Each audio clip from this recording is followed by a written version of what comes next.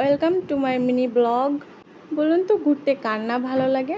আমার তো বেশ ভালো লাগে, বাট তেমন কোথাও যাওয়া হয়ে ওঠে না। তো আজ বাসায় ছিলাম, আর মাম্মামের বাবা একটু তাড়াতাড়ি অফিস থেকে চলে আসছিল, এর জন্য বললো চলো তোমাকে কোথাও ঘুরিয়ে নিয়ে আসি। এই জন্য রেডি হয়ে দ্রুত চলে আসলাম তিনজন। জায়গাটা আহামরি ফুল দিয়ে সাজানো গোছানো নয়, কিন্তু মুক্ত বাতাসে প্রাণ খুলে নিঃশ্বাস নেওয়া যায়। আর দিনটাও ছিল একটু মেঘলা মেঘলা, এই জন্য অনেক সুন্দর বাতাস হচ্ছিল। আমি তো অনেক উপভোগ করছিলাম। নদীর ধারে দাঁড়িয়ে এভাবে বাতাস খেতে বেশ ভালোই লাগে। আর নদীতে প্রচুর মাছ নড়ছিল।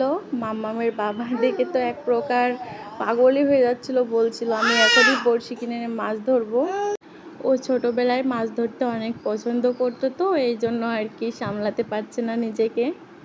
প্রতিটা হাজব্যান্ডকে বলবো, হাতে যদি একটু সময় থাকে তবে স্ত্রীকে অনেক ব্যয়বহুল্য জায়গায় না পারলেও খুবই সাধারণ একটি জায়গায় নিয়ে যান। 500 টাকার বিরিয়ানি না খাওয়াতে পারলেও 10 টাকার বাদাম কিনে দিবেন, অবশ্যই সে অনেক খুশি হবে।